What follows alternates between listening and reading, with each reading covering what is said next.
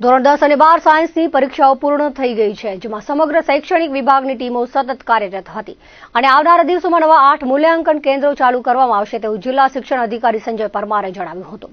શિક્ષણાધિકારીએ કહ્યું હતું કે 27મી ફેબ્રુઆરીથી પરીક્ષાઓ ચાલુ થઈ હતી તે પૂર્ણ થઈ છે। શિક્ષણ વિભાગ અને પરીક્ષા વિભાગ સાથે જિલ્લાની 4 સ્કોડ ટીમ અને સાબરકાંઠા બનાસકાંઠાની વિજિલન્સ ટીમ જોડાઈ હતી। પરીક્ષા કેન્દ્ર ઉપર 615 પોલીસ કર્મી, 13 પેરામિલિટરી ફોર્સ ઉપરાંત કેન્દ્ર સંચાલક ટીમ તૈનાત રહી હતી। પરીક્ષા દરમિયાન કોઈ ગેરરીતિ ન થાય તેના ભાગરૂપે પરીક્ષા ખંડમાં લગાવેલા સીસીટીવી કેમેરાના દરરોજ ફૂટેજને ચકાસવામાં આવતા હતા। અત્યાર સુધી એક પણ ગેરરીતિ સામે આવી નથી। શિક્ષણ અધિકારી સંજય પરમારે જણાવ્યું હતું કે મંગળવારથી 8 મધ્યમ મૂલ્યાંકન કેન્દ્રો શરૂ કરાયા છે, જેમાં સરકારી ગ્રાન્ટેડ પ્રાઇવેટ શિક્ષકો દ્વારા અલગ અલગ વિષયોના પેપર ચકાસણીના કાર્યનો આરંભ કરવામાં આવ્યો છે। ઓલ્ફ્રેડ ઇન્દ્રાબાઈ અને વીડી હાઈસ્કૂલમાં શિક્ષણાધિકારીની હાજરીમાં પેપર ચકાસણી કામગીરીનો આરંભ કરવામાં આવ્યો હતો। લગભગ 25 તારીખ સુધીમાં કામગીરી પૂર્ણ કરાશે। 17મીએ 12 આર્ટ્સની સામાન્ય પ્રવાહની પરીક્ષાઓ પૂર્ણ થશે। અમુક મૂલ્યાંકન કેન્દ્રો 13 તારીખથી શરૂ થશે, જે તમામ પેપરોની ચકાસણી કરવામાં આવશે।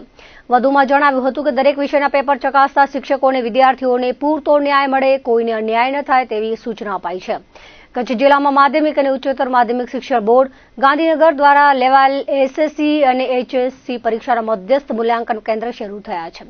ઓલ્ફ્રેડ હાઈસ્કૂલ ભુજ ખાતે સામાજિક વિજ્ઞાન, પીડી હાઈસ્કૂલ ભુજ ખાતે અંગ્રેજી દ્વિતીય ભાષા, સનરાઈઝ એકેડમી ભુજ ખાતે ગુજરાતી પ્રથમ ભાષા, એમકેએમ હાઈસ્કૂલ માનકુવા ખાતે ગણિત, સરકારી હાઈસ્કૂલ ગણેશનગર ગાંધીધામ ખાતે ગુજરાતી પ્રથમ ભાષા, સ્વામી વિવેકાનંદ વિદ્યાલય અંજાર ખાતે અંગ્રેજી દ્વિતીય ભાષા, માઉન્ટ કાર્મેલ હાઈસ્કૂલ ગાંધીધામ ખાતે સામાજિક વિજ્ઞાનના પેપર મૂલ્યાંકનની કામગીરી શરૂ થઈ છે। તો ઉચ્ચતર માધ્યમિક વિભાગમાં પ્રથમ દિવસે ઇન્દ્રાબાઈ ગર્લ્સ હાઈસ્કૂલ ભુજ ખાતે વિજ્ઞાન પ્રવાહના પેપર, સ્વામિનારાયણ કન્યા વિદ્યા મંદિર મિર્ઝાપર ખાતે અર્થશાસ્ત્ર અને વાણિજ્ય વ્યવસ્થાના પેપર ચકાસણીનું કાર્ય શરૂ થયું છે। જિલ્લા શિક્ષણ અધિકારી સંજય પરમાર, ઈઆઈ પૃથ્વીરાજ ઝાલા, બીટ નિરીક્ષક પરેશભાઈ અજાણી, ડોક્ટર મેનાબેન મોઢા, ડોક્ટર અશ્વિનસિંહ વાઘેલાએ મધ્યસ્થ મૂલ્યાંકન કેન્દ્રોની મુલાકાત લીધી હતી। પરીક્ષા દરમિયાન સર્જાયેલી કરુણાંતિકામાં મૃત્યુ પામેલા વિદ્યાર્થીના ઘરની મુલાકાત લઈ શિક્ષણ વિભાગના અધિકારીઓએ સાંત્વના પાઠવી હતી, જ્યારે ઘાયલ વિદ્યાર્થીની જીકે જનરલ હોસ્પિટલમાં પૃચ્છા કરી હોસ્પિટલમાં ડોક્ટરો અને તંત્ર સાથે વિદ્યાર્થીનો મેડિકલ ખર્ચ માફ કરવા રજૂઆત કરી છે। ધોરણ 10 અને 12ની પરીક્ષા 27મી ફેબ્રુઆરીથી ચાલુ હતી। ગઈકાલે આપણે ધોરણ 10 અને 12 સાયન્સની પરીક્ષા પૂર્ણ થઈ। ખાસ કરીને ધોરણ 10 અને 12 સાયન્સની પરીક્ષા પૂર્ણ થઈ છે ત્યારે અમારી સમગ્ર શિક્ષણ વિભાગની ટીમ સતત પરીક્ષાના અંદર જોડાયેલી હતી। ખાસ કરીને અમારી જિલ્લાની 4 સ્કોડ ટીમ, વિજિલન્સની આપણી 2 ટીમો અન્ય જિલ્લાની હતી। એ ઉપરાંત 651 જેટલા પોલીસ કર્મચારી અને આપણી 13 જેટલા પેરામિલિટરી ફોર્સ ઉપરાંત અમારા કેન્દ્ર સંચાલક અને સરકારી પ્રતિનિધિ સમગ્ર ટીમ એ સમગ્ર પરીક્ષા દરમિયાન ગેરરીતિ ના થાય અને કોઈપણ પ્રકારનો બનાવ ન બને એની તકેદારીના ભાગરૂપે સીસીટીવી ફૂટેજ પણ અમે અહીં દરરોજ એના કેન્દ્રો દ્વારા ચેક કરાવીએ છીએ। કચ્છ જિલ્લાના અંદર અમારું એક સૂત્ર હતું કે કચ્છ પરીક્ષા સ્વસ્થ પરીક્ષા, એટલે અત્યાર સુધીના અંદર એક પણ અનિયમિતતાનો બનાવ અથવા તો ગેરરીતિનો બનાવ એ જોવા મળ્યો નથી। સાબરકાંઠા અને બનાસકાંઠાની વિજિલન્સ ટીમો પણ હતી। એ લોકોનો પણ ગઈકાલનો અનુભવ એવો હતો કે અમે અમારા જિલ્લા કરતાં પણ ખૂબ સારી પરીક્ષા આ કચ્છની જોઈ છે। જિલ્લાના તમામે તમામ અમારા સરકારી ગ્રાન્ટેડ અને ખાનગીના તમામે તમામ શિક્ષકો એ 8 કેન્દ્રો ઉપર અલગ અલગ વિષયના પેપર ચકાસણીનું કામ શરૂ કરશે।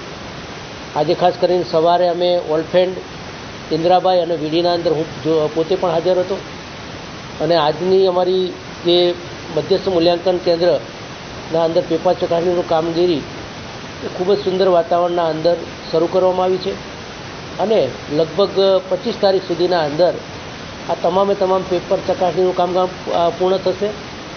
17 તારીખથી 12 આર્ટ્સની પરીક્ષા અમારી પૂર્ણ થશે સામાન્ય પ્રવાહની। તો એના પછી પણ અમે જે બાકીના મધ્યસ્થ મૂલ્યાંકનો અમુક 13 તારીખથી શરૂ થશે। તો 13 તારીખથી ફરીથી આ બધા જ પેપરોની ચકાસણી 25 તારીખ સુધી પૂર્ણ કરવા માટેનો ટાર્ગેટ છે અને ખાસ કરીને વિદ્યાર્થીઓને ન્યાય મળે અને કોઈપણ પ્રકારના બાળકનો અન્યાય ના થાય એ પ્રકારની અમે સૂચનાઓ દરેક પેપર ચકાસણી શિક્ષક મિત્રોને આપી છે અને એની સુવિધાનો પણ ખ્યાલ રાખ્યો છે અને તમામ પ્રકારની સુવિધા મળી રહે દરેક કેન્દ્ર ઉપર એ પ્રકારનું આયોજન અમે કરેલું છે। ખાસ કરીને એક કરુણ બનાવ પરીક્ષા દરમિયાન બન્યો. 2 વિદ્યાર્થીઓનું અકસ્માત થતાં એક વિદ્યાર્થીનું કરુણ મોત થયેલું હતું. અમે ગઈકાલે જ અમારી શિક્ષણ વિભાગની ટીમ તે એમના ગામે જઈ અને એમના દુઃખમાં ભાગીદાર થવા માટે શ્રદ્ધાંજલિ માટે ગયેલા હતા.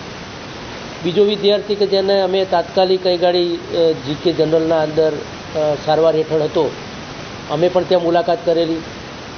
ડૉક્ટરોની ટીમ અને અદાણીની ટીમ એ સાથે મિટિંગ કરી અને વિદ્યાર્થીનો તમામ પ્રકારનો ખર્ચ એ આપણે ત્યાં આગળ એને માફ કરાવડાવ્યો છે. અમારી સૌની સહાનુભૂતિ આ કુટુંબ સાથે છે.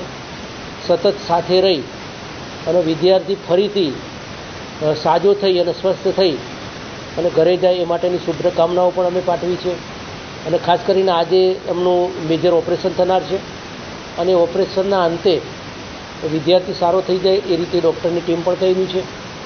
એટલે એક બનાવને બાદ કરતાં સમગ્ર પરીક્ષા ખૂબ શાંતિપૂર્ણ માહોલના અંદર પ્રથમ તબક્કો પૂર્ણ થયો. રિયલ એસ્ટેટ ક્ષેત્રમાં ગ્રાહકોના હિતોના રક્ષણ માટે રેરા કાયદો લાગુ પાડવામાં આવ્યો છે. બિલ્ડરોથી માંડીને આ ક્ષેત્ર સાથે સંકળાયેલા અનેકવિધ વર્ગો માટે નિયમનો અમલ છે. ત્યારે કચ્છ સહિત રાજ્યમાં 798 રિયલ એસ્ટેટ એજન્ટોને રેરાએ નોટિસ ફટકારી છે. કચ્છ મુંબઈ સાથે સંકળાયેલા કેટલાક મોટા બિલ્ડરોને નોટિસોથી માર્કેટમાં હડકંપ મચી ગયો છે. ભુજની જ વાત કરીએ તો વસ્તીથી વધુ હાલ કોમર્શિયલ બાંધકામ થયા છે અને થઈ રહ્યા છે, જે સંદર્ભે અમુક બાંધકામોમાં રેરાના નિયમોનું પાલન થતું નથી, જેથી અનેકવિધ ફરિયાદો તંત્રને મળતા કડક વલણ અપનાવ્યું છે. રેરા કાયદાનો મૂળ હેતુ ગ્રાહકનું હિત જાળવવાનું છે. કચ્છમાં લાંબા સમયથી નગર નિયોજનની કચેરીમાં ખૂણે કાચરે ચાલી રહી છે. મોટાભાગે ઓનલાઈન જ અરજી કરવાની છે અને ઓનલાઈન જ તંત્ર દ્વારા તપાસ કરી મગનું નામ મરી પાડતું નથી. મળતી વિગતો મુજબ 5 થી 8 વર્ષ અગાઉ રજીસ્ટ્રેશન કરાવ્યા બાદ રિન્યુઅલ નહીં કરાવાતા તે પ્રક્રિયા કરવા 15 દિવસનું અલ્ટિમેટમ અપાયું છે. અન્યથા રજીસ્ટ્રેશન રદ કરી નાખવાની ચેતવણી આપવામાં આવી છે. રેરા કાયદા હેઠળ બિલ્ડરો માટે અનેકવિધ નિયમો લાગુ પાડવામાં આવ્યા હતા. સાથે જ રિયલ એસ્ટેટ એજન્ટો માટે પણ રજીસ્ટ્રેશન ફરજિયાત કરવામાં આવ્યું હતું. એજન્ટો નોંધાયેલા હોય તો ગ્રાહકો સાથે કોઈ છેતરપિંડી કરી ન શકે અને આવા કિસ્સા બને તો કાર્યવાહી થઈ શકે તેવો ઉદ્દેશ્ય હતો. Gujarat real estate regulatory authority દ્વારા આકરા એક્શન શરૂ કરવામાં આવ્યા છે. ગુજરાત દ્વારા 1 માર્ચે પરિપત્ર ઇસ્યુ કરવામાં આવ્યો છે, જેમાં રજીસ્ટ્રેશન રિન્યુ નહીં કરાવનારા 798 રિયલ એસ્ટેટ એજન્ટોનું લિસ્ટ જાહેર કરવામાં આવ્યું છે. અને કિસ્સામાં 2017માં રજીસ્ટ્રેશન કરાવનારા એજન્ટોએ પણ રિન્યુઅલ મેળવ્યા નથી. 2017 થી 2020ના વર્ષો દરમિયાન રજીસ્ટ્રેશન કરાવ્યા બાદ તેના રિન્યુઅલની પ્રક્રિયા ન કરનારા એજન્ટો સામે આ નોટિસ ઇસ્યુ થઈ છે. કચ્છના પણ નામો તેમાં સામેલ છે. આંતરરાષ્ટ્રીય મહિલા દિવસ નિમિત્તે પશ્ચિમ કચ્છ જિલ્લા હોમગાર્ડ કચેરી ખાતે 1971માં યુદ્ધ દરમિયાન કરેલ વિવિધ કામગીરી બદલ મહિલા હોમગાર્ડનું સન્માન જિલ્લા કમાન્ડર મનીષ બારોટની પ્રેરણા હેઠળ ઉજવણી કરવામાં આવી હતી. મહાનુભાવો દ્વારા દીપ પ્રાગટ્ય કરી કાર્યક્રમને ખુલ્લો મૂકવામાં આવ્યો હતો. 1971 યુદ્ધ સમયે કરેલ વિવિધ કામગીરીઓ બદલ સન્માન કરવામાં આવ્યું હતું. માજી હોમગાર્ડ મહિલાઓએ પોતાની કામગીરીના સ્મરણો તાજા કરી તેના સંઘર્ષ અને યોગદાનની એક ઝલક સંભળાવી હતી. પશ્ચિમ કચ્છ જિલ્લા હોમગાર્ડ પરિવાર દ્વારા 1965ના યુદ્ધ બાદ મહિલા વિંગ હોમગાર્ડની ભરતી કરવામાં આવી હતી અને આ બાદ 1971ના યુદ્ધ વખતે આ મહિલાઓ દ્વારા વિવિધ પ્રકારની સેવા કરવામાં આવી હતી. તે બદલ આજરોજ તેમનો સન્માન સમારંભ રાખેલ છે અને જ્યારે તેઓ ભરતી થયા ત્યારે આપણે સૌ જાણીએ છીએ કે ઘૂંઘટ પ્રથા અને સ્ત્રીઓ એ સાડીના પહેરવેશમાં જ અને ખૂબ જ ઓછા બહાર નીકળતા, એ વખતમાં પેન્ટ અને શર્ટ પહેરીને ફરજ બજાવતા. તે બદલ પણ તેમનું આજ સન્માન કરવામાં આવશે. ખુશીનો માહોલ બહુ જ છે, કારણ કે મારા માટે પણ આ ગૌરવની ક્ષણ છે કે આ બધાનું સન્માન કરવાનું મને આજરોજ અવસર પ્રાપ્ત થશે, તેથી હું પણ ખુશીની લાગણી વ્યક્ત કરું છું. હોમગાર્ડમાં લગભગ 64ની સાલમાં દાખલ થયેલી. ત્યાર પછી 71ની સાલમાં જ્યારે પાકિસ્તાન યુદ્ધ થયું ત્યારે એમને પ્રાયોગિક ધોરણે અંધારપટની અંદર પણ અમને બોલાવવામાં આવેલ અને ત્યાર પછી આ ફરજ દરમિયાન અમને ઘણી બધી પ્રવૃત્તિઓ કરવામાં આવતી, જેવી કે પરેડ તો હોય જ અને ડ્રેસનું તો મહત્વ હોય જ. અમે જ્યાં બી ડ્રેસ પહેરીને કરતા. આજે તો શું, ત્યારે પણ અમારું ખૂબ માન અને સન્માન જળવાતું અને જ્યારે પણ બહાર નીકળતા ત્યારે બધા જ અમને માનથી જોતા અને ડ્રેસનું એક વર્ધીનું એક મહત્વ છે અને એને જેથી માન મળવું જ જોઈએ અને તે માન અમને જરૂર મળતું. જ્યારે 71ની સાલમાં આ અંધારપટ દરમિયાન અમારે બહાર પ્રયોગ હતો આ તો અંધારપટનો. તે દરમિયાન અમને છે તે ડ્યુટી મળી હતી. અમે બધી બહેનો તે દરમિયાન અમે ફરતા હતા. દરબારગઢ પાસે જ્યારે આવ્યા ત્યારે અજાણ્યા અસામાજિક તત્વોએ અમને ખૂબ પરેશાન કરવાની તકલીફ લીધી હતી એ લોકોએ. પણ અમારી એક બહાદુર એક હોમગાર્ડની અંદર હિંમત અને શિસ્ત એ પ્રથમ શીખવવામાં આવે છે. જ્યાં સુધી તમે હિંમત નહીં કરો ત્યાં સુધી તમે કોઈ પણ સંજોગનો તમે સામનો નહીં કરી શકો. હિંમત હશે તો તમે કોઈ બી ડિસિપ્લિન હશે અને હિંમત હશે તો તમે કોઈ પણ જાતનો તમે સામનો કરી શકશો. તો આ સફળતા એમને એમ નથી મળતી. સફળતા પાછળ સંઘર્ષ કરવો પડે છે અને સંઘર્ષ હશે તો આપણને એ સંઘર્ષની અંદર તમે કેવી રીતે હિંમત કેળવવી એ છે ત્યાં હોમગાર્ડની અંદર શીખવવામાં આવે છે. આટલા 54 વર્ષ પછી મહિલા હોમગાર્ડનું આવી રીતે સન્માન થઈ રહ્યું છે એ અમારા માટે બહુ જ મહત્વની છે. અને અત્યારે અમને યાદ કરવામાં આવ્યા છે તે વખતે આયોજકો અને જે કોઈએ બી આમાં રસ લીધો એ ખાસ કરીને અમને જ્યોતિબેન ભટ્ટ એમણે ખાસ અમને પ્રોત્સાહિત કર્યા છે. અને આયોજકોનો પણ હું આભાર માનું છું કે જે લોકોએ અમને આવી રીતે પ્રોત્સાહિત કરવા માટે કરીને પ્રયોજિત કર્યા છે. કનકપુર વિસ્તારના ખેડૂતો ગાય આધારિત ખેતી કરીને ઉત્પાદન કરવામાં આવ્યું છે. ઓર્ગેનિક શેરડીમાંથી કણકેશ્વરી ગોળનું ઉત્પાદન કરવાનો પ્લાન્ટ ચાલી રહ્યો છે, જેની અબડાસાના ધારાસભ્ય પ્રદ્યુમનસિંહ જાડેજા દ્વારા મુલાકાત લેવામાં આવી હતી. ઓર્ગેનિક ગોળનું સૌ પ્રથમ વખત કચ્છમાં કનકપર ગામે ઉત્પાદન થઈ રહ્યું છે. તે બદલ કનકપરના ખેડૂતોને અભિનંદન પાઠવવામાં આવ્યા હતા. આ વેળાએ તાલુકા પંચાયતના પ્રમુખ મહાવીરસિંહ ઝાલા, જિલ્લા પંચાયતના સદસ્ય પરસોત્તમ મારવાડા, તાલુકા ભાજપ પ્રમુખ જયદેવસિંહ જાડેજા, અરવિંદ શાહ, શંભુ ભાનુશાલી, ગોવિંદ ભાનુશાલી, અરવિંદ ભાનુશાલી સહિતના ઉપસ્થિત રહ્યા હતા. રાજ્યની 7000 ગ્રામ પંચાયતોમાં ફેબ્રુઆરીથી ટર્મ પૂરી થઈ જતા વહીવટદારનું શાસન ચાલુ છે, જેના કારણે ગામડાઓનો વિકાસ અટક્યો છે. લોકોને પોતાના પ્રશ્નોનો યોગ્ય જવાબ મળવામાં વિલંબ થઈ રહ્યો છે. વહીવટદાર સ્થાનિક ન હોવાથી લોકો તેને આસાનીથી મળી પ્રશ્નો રજૂ કરી શકતા નથી. લોકો વહીવટી આંટીઘૂંટીઓમાં ફસાયા છે. ઘણા ગામોમાં મનરેગા મજૂરોને કામો અને પગાર મળવામાં વિલંબ થાય છે. સાથે પ્રાથમિક સુવિધા મેળવવામાં પણ હાલાકી ભોગવવી પડી રહી છે. વહીવટદાર શાસનના કારણે કામો થતા નથી, જેના કારણે લોકો સરકાર તરફથી મળતી સુવિધાઓથી વંચિત રહી જાય છે.